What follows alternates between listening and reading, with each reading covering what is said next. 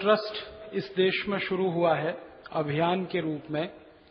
परम पूजनीय स्वामी रामदेव जी उसके अध्यक्ष हैं, आचार्य श्री बालकृष्ण जी उसके महामंत्री हैं, मैं उसका सचिव हूं, राष्ट्रीय सचिव हूं।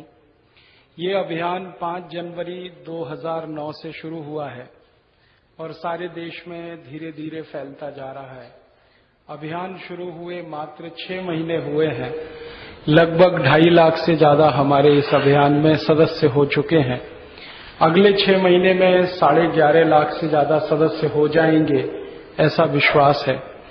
और अगले 5 वर्षों में 5 करोड़ से ज्यादा सदस्य हमारे होंगे, इसकी पूरी संभावना है। सारे देश में ये अभियान हमने क्यों शुरू किया? आजादी मिले हुए 60 साल 62 साल हो गए, अब इस अभियान की जरूरत क्या? इस देश में ऐसी कौन सी परिस्थितियां पैदा हुई हैं कि हमको ये अभियान करना पड़ रहा है? परम पूजनीय स्वामी रामदेव जी का काम तो योग और प्राणायाम सिखाने का था, फिर उन्होंने ये काम एक और क्यों शुरू कर दिया है? क्या ऐसी आवश्यकता है, क्या जरूरत है, क्या मजबूरी है, कौन सी ऐसी इमरजेंसी है इस देश में जो ये सब करना पड़ रहा है? ये कुछ सवाल हैं जिनका उत्तर देने की इस व्याख्यान में मैं कोशिश करूंगा, और मेरे व्याख्यान के बाद अगर आप कोई प्रश्न करना चाहेंगे तो उसके भी उत्तर दूंगा। अपने देश को आजादी मिले 62 साल हो गए।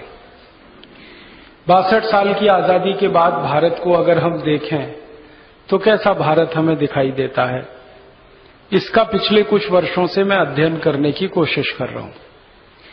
भारत कैसा है आजादी के 62 साल के बाद अगर आप देखना चाहें तो आप भी देखें। हमारे देश की सरकार हर 10 वर्ष में पूरे देश का एक सर्वेक्षण कराती है, उसको हम जनगणना कहते हैं। इसमें बहुत सारी बातें पता चलती है। बीच बीच में सरकार कमीशन बनाती है, कुछ आयोग बिठाती है, वो अध्ययन करते हैं, अभ्यास करते हैं और उनकी तरफ से कुछ जानकारियां आती हैं। ऐसा ही अभी थोड़े दिन पहले भारत सरकार ने कमीशन बनाया था।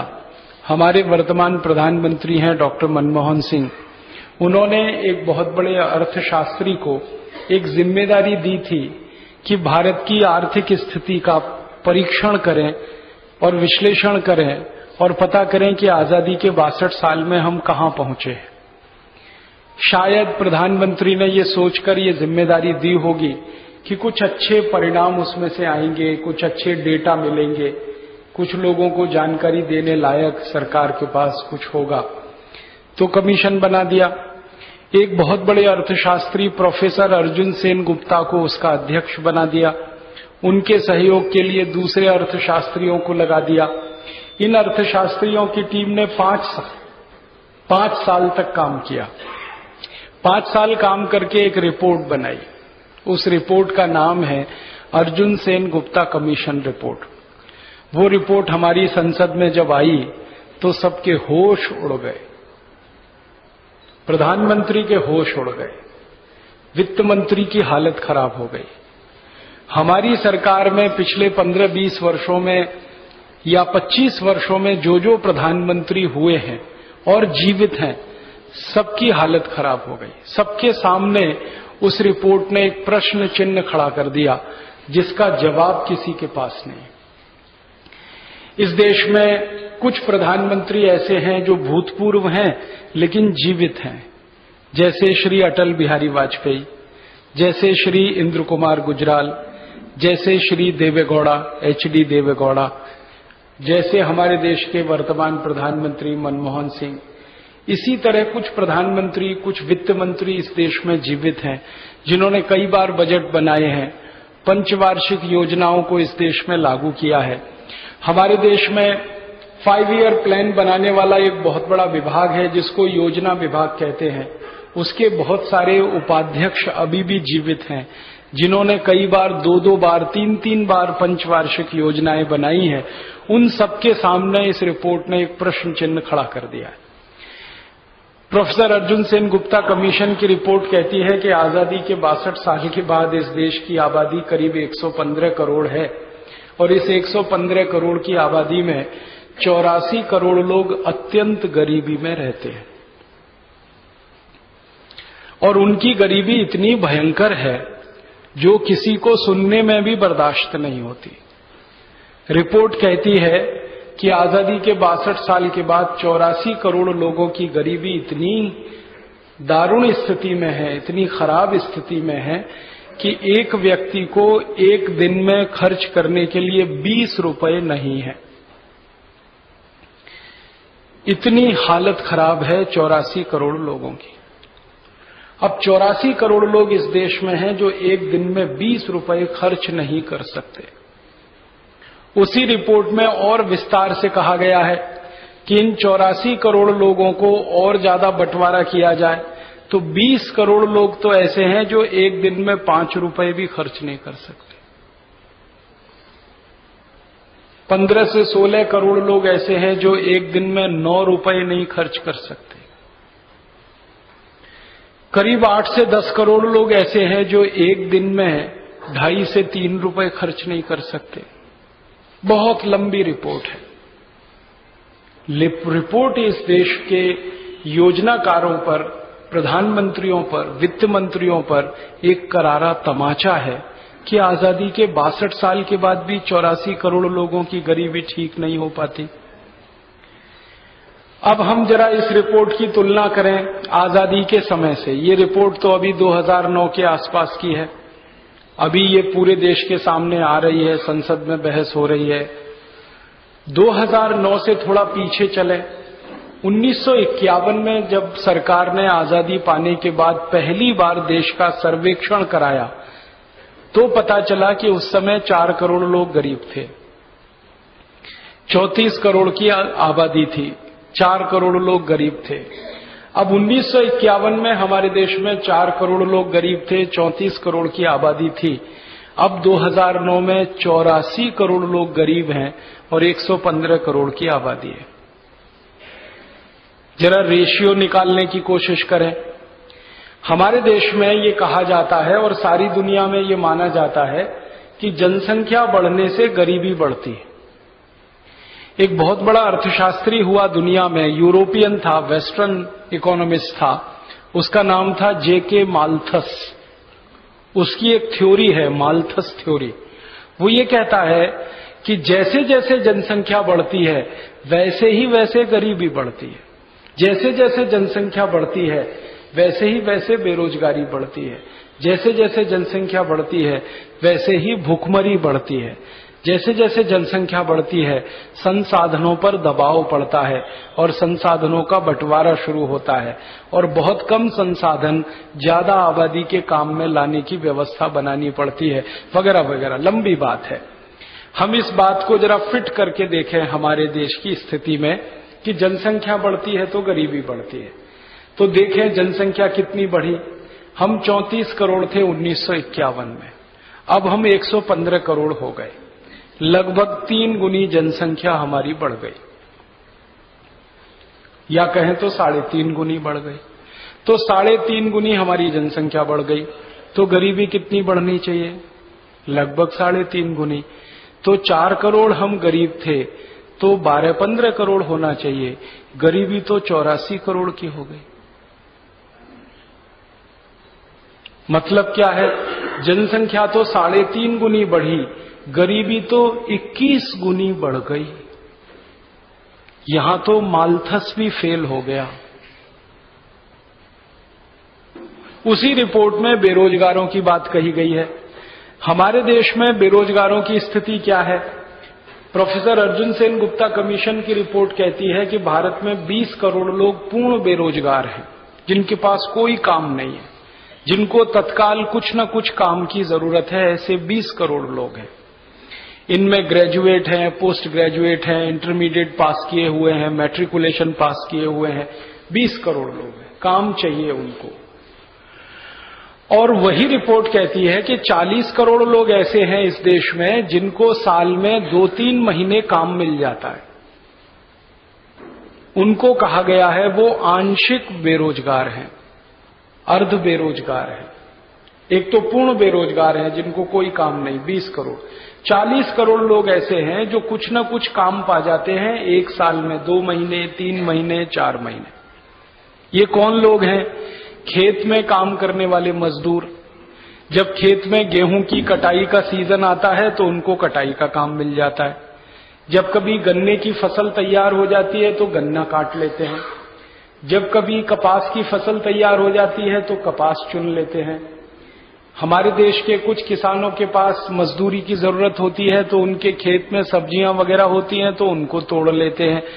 तो ये काम साल में महीने, 2 महीने, 3 महीने मिल जाता है। कभी कभी हमारे देश में कुछ सड़कें बनती हैं तो सड़कों पर मिट्टी डाल लेते हैं। कभी कभी हमारे देश में सरकार तालाब खुदवाती है तो तालाबों की मिट्टी खोद के निकाल देते हैं। कभी कभी नदियों की सिल्ट को निकालने का काम चलता है तो वो काम मिल जाता है। और कहीं कुछ नहीं मिलता तो ये लोगों में से कुछ लोग ईंट बनाने वाले भट्टों पे साल में 2-3 महीने, 4 महीने काम कर लेते हैं। और कहीं कुछ नहीं होता है तो शहर में आके रिक्शा चला लेते हैं, शहर में आके ठेला लगा लेते हैं, फुटपाथ पर कुछ सामान बेच लेते हैं। ऐसे 40 करोड़ लोग हैं। रिपोर्ट कहती है कि इनको पूरे साल काम नहीं मिलता, किसी को 1 महीना, किसी को 2 महीना, किसी को 3 महीना, बहुत अधिक तो 4 महीना काम मिल जाता है। इसमें वो 5 करोड़ लोग भी शामिल हैं जिनको सरकार ने मिनिमम रोजगार गारंटी योजना के तहत 3 महीने का काम दिया हुआ है, 100 रुपए रोज के हिसाब से। वो भी इसमें शामिल हैं 5 करोड़ लोग। इसका मतलब बिल्कुल साफ है कि ये 40 करोड़ लोगों को भी रोजगार की तो जरूरत है, उनको भी काम की तो जरूरत है। और एक ऐसा काम जैसे आप करते हैं, आपकी नौकरी तो परमानेंट है, उनकी तो कुछ भी परमानेंट नहीं। तो 40 करोड़ अर्ध बेरोजगार हैं, 20 करोड़ पूर्ण बेरोजगार हैं, ऐसे 60 करोड़ लोग। थोड़ा आगे बढ़े, आप सारणी में यहां ताप विद्युत घर में काम करते हैं, थर्मल पावर स्टेशन में काम करते हैं, आपके पड़ोस में वेस्टर्न कोल फील्ड है, आप WCL में काम करते हैं। ऐसे काम करने वाले लोगों को परमानेंट एम्प्लॉय कहा जाता है। वो इस देश में मात्र 2 करोड़ है, पूरे भारत में, उत्तर से दक्षिण, पूरब से पश्चिम। पहले ये 2 करोड़ 40 लाख थे, लेकिन पिछले 15 वर्षों में 40 लाख को सरकार ने एक एक करके निकाल बाहर किया। किसी को वॉलंटरी रिटायरमेंट दे दिया, किसी को कंपलसरी रिटायरमेंट दे दिया। ऐसे 40 लाख लोगों की नौकरी तो खत्म हो गई। दोबारा वो नौकरी शुरू होगी इसकी कोई संभावना दूर दूर तक नहीं है।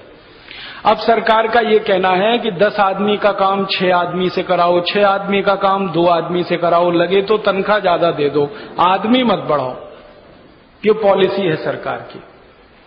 तो पहले हमारे देश में 2 करोड़ 40 लाख लोग थे जिनको परमानेंट जॉब था।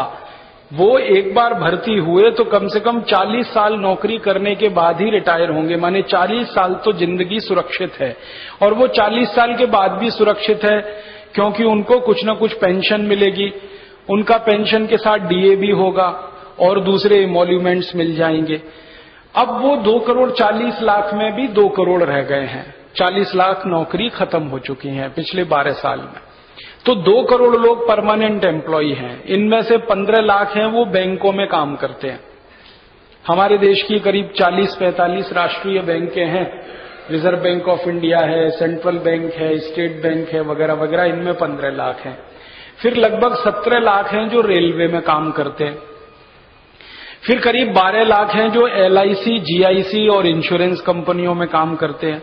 फिर कुछ 35 से 40 लाख हैं जो पब्लिक सेक्टर में हैं। आप जानते हैं हमारे देश में करीब 240 पब्लिक सेक्टर यूनिट्स हैं, जैसे भारत हैवी इलेक्ट्रिकल्स लिमिटेड है, वगैरह वगैरह। तो उनमें काम करते हैं। तो ये परमानेंट एम्प्लॉयज जो है, इनमें कुछ MP हैं, कुछ MLA हैं, उनको भी मैंने इसी कैटेगरी में डाल रखा है। क्योंकि एक MP एक बार संसद में घुस गया तो परमानेंट ही हो जाता है। वो भले वो एक दिन भी संसद ना जाए, जिंदगी भर की पेंशन उसकी फिक्स हो जाती है। और पेंशन के साथ TADA फिक्स हो जाता है, HRA फिक्स हो जाता है।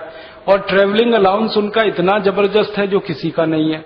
तो MPs को डाल रखा है, MLAs को डाल रखा है, मिनिस्टर्स, प्राइम मिनिस्टर, प्रेसिडेंट, सब ये 2 करोड़ में शामिल हैं। माने 2 करोड़ लोगों की जिंदगी तो बल्ले बल्ले है। हाँ, उनकी जिंदगी में बल्ले बल्ले क्या है, हर 4-5 साल में उनको एक पे कमीशन मिल जाता है।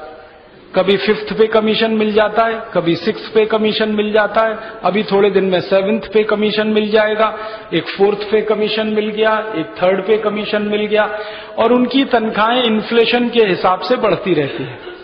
जैसे जैसे मुद्रास्फीति बढ़ती है, उनके टीएडीए बढ़ते रहते हैं, उनके एचआरए बढ़ते रहते हैं, उनके पर्क्स बढ़ते रहते हैं, इमोल्यूमेंट्स बढ़ते रहते हैं, अलाउंसेस बढ़ते रहते हैं, माने वो बल्ले बल्ले हैं। मतलब सीधा सा कहने का ये है कि 115 करोड़ की आबादी में सिर्फ 2 करोड़ भारतवासी हैं जो मजे से जिंदगी बिता सकते हैं। वो 2 करोड़ भारतवासी ऐसे हैं जो चाहे तो अपने बच्चों को इंजीनियरिंग पढ़ा सकते हैं, चाहे तो एमबीबीएस में एडमिशन दिलवा सकते हैं, चाहे तो कंप्यूटर एजुकेशन दे सकते हैं, चाहे तो उनको साइंटिस्ट बना सकते हैं, जो चाहे वो अपने बच्चों के साथ कर सकते हैं। उनको चाहे तो अमेरिका भेज सकते हैं, उनको चाहे तो यूरोप भेज सकते हैं। उनके सब कुछ एक्सेस में है, उनके सब कुछ रीच में है, पहुंच में है। ऐसे 2 करोड़ लोग हैं। तो 2 करोड़ लोगों की जिंदगी तो इस देश में सुख के साथ बीतती है। रात को सोते हैं, सवेरे उठते हैं, उनके जीवन में कई तरह के सुख हैं, लेकिन उनको दूसरे तरह के दुख हैं, उनकी बात मैं नहीं करना चाहता। मैं कहना यह चाहता हूं कि 115 करोड़ में सिर्फ 2 करोड़ भारतवासी हैं जो इस देश के नागरिक की हैसियत से जीवन बिताते हैं। एक सिटीजन होता है ना, नागरिक किसी भी देश का, तो हम उसको नागरिक कब कहते हैं? जब उस देश की सारी सुविधाएं उसको मिले, बिजली मिले, पानी मिले, हॉस्पिटैलिटी उसको मिले, एजुकेशन उसको मिले, जरूरत पड़ने पर रेल मिले, हवाई जहाज मिले, जरूरत पड़ने पर उसके बच्चों को एडमिशन मिले। ये सारी सुविधाएं जिसको उपलब्ध हो जाएं उसको कहा जाता है सिटीजनशिप, भारत की नागरिकता। तो 2 करोड़ लोगों को तो नागरिकता मिली हुई है इस देश में, बाकी 113 करोड़ का क्या? ये है मूल सवाल।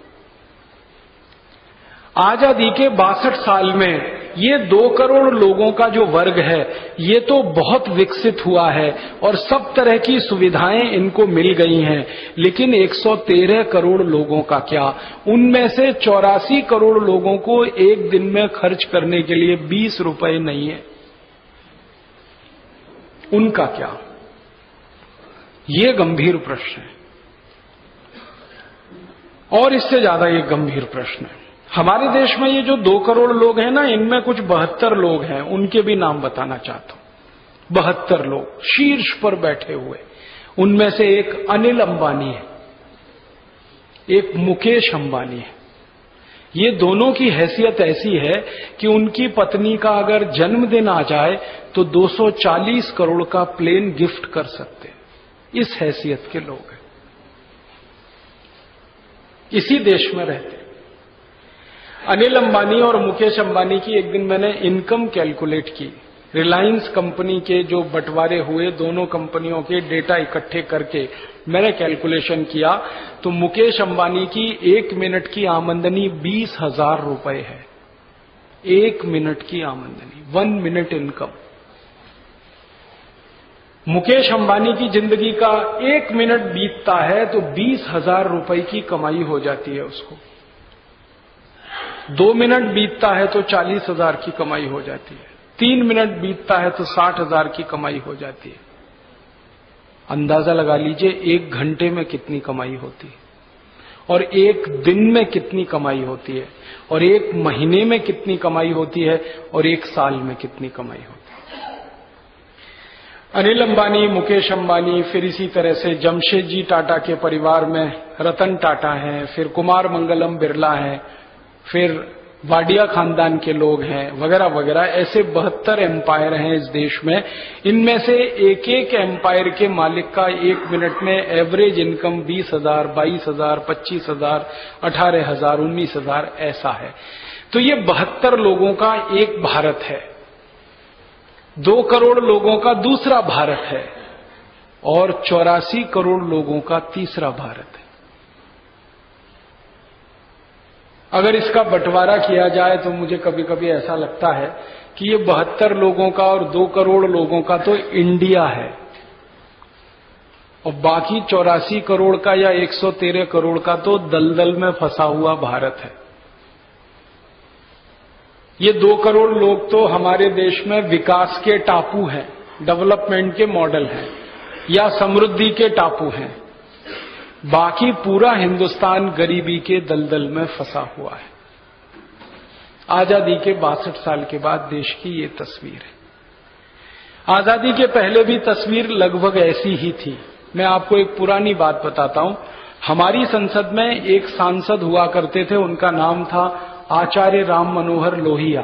अब वो जीवित नहीं है, लेकिन बहुत तेजस्वी, तपस्वी और बहुत प्रखर सांसद हुआ करते थे। पंडित नेहरू उस समय प्राइम मिनिस्टर हुआ करते थे। लोहिया जी उनके अपोजिशन में बैठा करते थे। लोहिया जी जब भाषण दिया करते थे संसद में, तो नेहरू जी की बोलती बंद हो जाती थी। नेहरू जी के पास जवाब नहीं होता था देने के। ऐसे सवाल करते थे कि प्रधानमंत्री परेशान हो जाए। एक बार नेहरू जी संसद में भाषण दे रहे थे, लोहिया जी बैठकर सुन रहे थे। नेहरू जी ने कहा कि हमारी जो पंचवार्षिक योजनाएं हैं, पंचशाला माने 5 साल वाली, माने 5 ईयर प्लान, इसने भारत का बड़ा विकास कर दिया है। आप जानते हैं नेहरू जी 17 साल इस देश के प्रधानमंत्री रहे। 3 उन्होंने 5 साला योजनाएं बनाई, 3 5 ईयर प्लान बनाए। तो 3rd 5 ईयर प्लान के बारे में चर्चा कर रहे थे, और ये घटना उनकी मृत्यु से लगभग 2-2.5 साल पहले की है। कहने लगे कि मेरी पंचवार्षिक योजनाओं ने बड़ा देश का लाभ किया है, गरीबी खत्म हुई है, बेकारी कम हुई है। तो लोहिया जी खड़े हो गए। उन्होंने कहा नेहरू पंडित, वो नेहरू पंडित बोलते थे, पंडित नेहरू नहीं बोलते थे, नेहरू पंडित बोलते थे। अब उनका था बात करने का तरीका। तो उन्होंने कहा नेहरू पंडित, ये जो आप बोल रहे हो कि आपकी 5 साला योजनाओं से गरीबी खत्म हुई है, मेरे एक सवाल का जवाब आप दो कि भारत के सबसे गरीब आदमी की एक दिन की आमदनी कितनी है? तो नेहरू जी ने कहा ये तो नहीं निकाला है, तो निकाल के बताओ। तो नेहरू जी ने कहा पूरे देश का सर्वे कराना पड़ेगा, तो करवा लो। सवाल तो चाहिए, जवाब तो चाहिए। अब संसद का नियम ऐसा है कि सांसद कोई सवाल पूछे तो प्रधानमंत्री को जवाब देना ही पड़ेगा। आज नहीं तो कल, कल नहीं तो परसों, महीने बाद, 2 महीने बाद देना ही पड़ेगा। आप ये नहीं कह सकते इस सवाल का जवाब नहीं देंगे, क्योंकि हर सांसद का विशेष अधिकार है प्रश्न पूछने का। लोहिया जी ने सवाल पूछ लिया। नेहरू जी ने पूरी टीम लगाई और कहा निकालो देश के गरीब आदमी की एक दिन की आमदनी क्या। तो टीम ने 4-4.5 महीने की मेहनत के बाद पूरे देश के सामने एक आंकड़ा बताया कि हिंदुस्तान के सबसे गरीब आदमी की एक दिन की आमदनी 2.5 आना है। आना तो आप समझते हैं, 16 आने का 1 रुपया होता है, तो 2.5 आना है, माने 1 रुपए का कितना नीचे का हिस्सा आप अंदाजा लगा सकते। तो नेहरू जी ने जब ये जवाब दिया तो लोहिया जी उनकी तरफ देख रहे थे, कह रहे थे फिर तुम क्या बात कर रहे हो, पंचवार्षिक योजनाएं तुम्हारी लाभ कर रही हैं देश को, कैसे मान लें? जब गरीब आदमी की एक दिन की आमदनी 2.5 आना है तो कैसे कहें कि पंचवार्षिक योजनाओं से गरीबों का लाभ हो रहा है? तो नेहरू जी चुप हो गए। तो लोहिया जी ने कहा कि तुम्हारी योजनाओं से गरीबों का कोई लाभ नहीं हो रहा है, जो अमीर हैं वो और अमीर होते चले जा रहे हैं, गरीबों का कोई लाभ नहीं हो रहा है। और तब उन्होंने नेहरू जी को चेतावनी दी थी कि आप विकास की योजनाओं के केंद्र को बदलिए, गांव के सबसे अंतिम किसान को केंद्र में लाइए योजनाओं के, और फिर से डिजाइन करिए आपकी पंचवार्षिक योजनाओं की।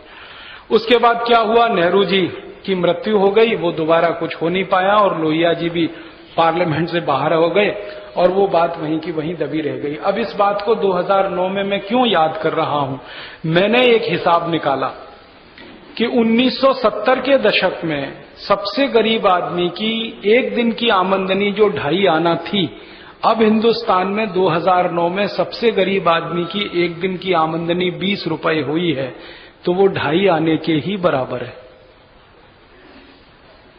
आप कहेंगे वो कैसे? वो ऐसे कि 1970 के दशक में रुपए की जो क्रय शक्ति थी, जो परचेजिंग कैपेसिटी थी, वो अभी गिरते गिरते इतने नीचे आ गई है और रुपए का इतना अवमूल्यन हो गया है कि 70 के दशक का 2.5 आना अब हिंदुस्तान में 1 रुपए के बराबर है। बात वहीं की वहीं है। अब 20 रुपए हो गई है क्योंकि इन्फ्लेशन उसमें जुड़ गया है, लेकिन रुपए की परचेजिंग कैपेसिटी घट गई है, तो आमदनी उतनी ही है जो लोहिया जी के जमाने में थी। इसका मतलब क्या है? हम भारत के गरीबों का विकास नहीं कर पाए, वो जहां खड़े थे वहीं हैं, शायद उससे बदतर स्थिति में पहुंचे। और बेरोजगारों की भी बात हम नहीं कर पाए। ऑर्गेनाइज सेक्टर के लोगों को रोजगार दे देना बिल्कुल अलग बात है, अनऑर्गेनाइज सेक्टर में रोजगार पैदा करना वो सबसे बड़ा चैलेंज है किसी भी अर्थव्यवस्था। ऑर्गेनाइज सेक्टर में तो आप करोड़ों रुपए इन्वेस्ट करते हैं तो कुछ हजार लोगों को काम मिल ही जाएगा, क्योंकि तो वो झक मार के मिलना ही है, उसके अलावा और रास्ता ही नहीं है, क्योंकि इन्वेस्टमेंट आपका हजारों करोड़ का है। आप पब्लिक सेक्टर में हजारों लाखों करोड़ रुपए इन्वेस्ट करते हैं लोगों के टैक्स के पैसे में से, तो उसमें से कुछ हजार लोगों को रोजगार मिल ही जाता है, उसमें कोई खास बात नहीं है। प्रश्न तो अनऑर्गेनाइज सेक्टर का है, असंगठित क्षेत्र का है, जहां पर लोगों को काम नहीं मिलता, और काम दिलवाना सबसे बड़ी चुनौती है। भारत सरकार इसमें फेल हो गई है। अर्जुन सेन गुप्ता कमीशन की रिपोर्ट जब संसद में आई तो मैंने कुछ सांसदों को सवाल लिख के दिए। मैं तो एमपी नहीं हूं, सवाल पूछ नहीं सकता, लेकिन जो एमपी हैं उनको लिख के दिया कि आप पूछो सरकार से, और ये पूछो कि आखिर पिछले 62 साल में सरकार ने किया क्या। फिर जो गरीबी वैसी की वैसी है और ज्यादा बढ़ गई, बेरोजगारी और बढ़ी है, क्या किया सरकार ने 62 साल? पूछा सवाल तो जवाब नहीं है। प्रधानमंत्री और वित्त मंत्री एक ही बात कह रहे हैं, जी हमने तो 62 साल में 11 पंचवार्षिक योजनाएं चला दी, अब उसका लाभ लोगों तक नहीं पहुंचा तो क्या करें। तो गया कहां फिर वो लाभ? आपको मालूम है एक पंचवार्षिक योजना 10 लाख करोड़ रुपए की होती है एक, और 11 योजनाएं लागू हो चुकी हैं, तो कम से कम 110 लाख करोड़ का खर्चा तो हो ही चुका है। 110 लाख करोड़ बहुत बड़ी रकम होती है। एक दिन मैंने सोचा कि ये 110 लाख करोड़ का अगर सोना खरीद लिया जाता और इस हिंदुस्तान की सड़कों पे बिछा दिया जाता तो 6,38,365 गांव की एक एक सड़क सोने से बन गई होती। इतनी बड़ी रकम है 110 लाख करोड़ की। इसके अलावा भी रकम खर्च होती है। हर साल बजट आता है, आप जानते हैं, बजट में सरकार खर्च करती है और सरकार कहती है कि जो नॉन प्लान्ड एक्सपेंडिचर है वो तो विकास में नहीं है, लेकिन प्लान्ड एक्सपेंडिचर तो विकास में जाता ही है ना। इस साल के बजट में 3 लाख करोड़ का प्लान्ड एक्सपेंडिचर है, पिछले साल में 2.5 लाख करोड़ था, और पिछले 62 साल में एवरेज 1 लाख करोड़ निकाल दें तो 62 लाख करोड़ तो खर्च हो ही चुका है प्लान्ड एक्सपेंडिचर के रूप में। 110 लाख करोड़ पंचवार्षिक में खर्च हुआ, 62 लाख करोड़ बजट में आ गया, तो लगभग हमने 180 लाख करोड़ तक तो खर्च कर ही दिया है। फिर गरीबी क्यों? फिर बेरोजगारी क्यों? क्योंकि ये तो बहुत बड़ी रकम है। इतनी रकम में तो पूरे हिंदुस्तान को सोने का देश बनाया जा सकता है। मैंने एक दिन हिसाब निकाला था कि अगर सरकार नहीं होती थोड़ी देर के लिए, हालांकि ये यूटोपियन बात है, हो ही नहीं सकती ऐसी बात कर रहा हूं, लेकिन थोड़ी देर के लिए कल्पना करें कि सरकार ही नहीं होती और ये 180 लाख करोड़ हमने लोगों में बांट दिया होता। ले लो भाई, जिसको जितना मर्जी है ले लो, या एक एक व्यक्ति के हिसाब से पर कैपिटा कैलकुलेशन करके बांट दिया होता, तो हर हिंदुस्तानी कम से कम करोड़पति तो हो ही गया होता। कम से कम करोड़पति हो गया होता। भूखमरी में तो नहीं मरता, ज्यादा खाके मरता वो अलग बात है, भूख से तो नहीं मरता। तो बात बिल्कुल साफ है कि हमने योजनाएं बनाई, पैसे खर्च किए, वो पैसे आपने टैक्स के रूप में सरकार को दिए, भगवान ने नहीं दिए, किसी पड़ोसी देश ने नहीं दिए। आपके खून पसीने की कमाई से सरकार ने टैक्स लिया और आपके टैक्स के पैसे का इतना सारा खर्च किया, फिर उसका रिजल्ट तो कुछ नहीं निकला। तो हुआ क्या? ये गया कहां पैसा? विकास नहीं हुआ तो कहां गया? इसका उत्तर हमारे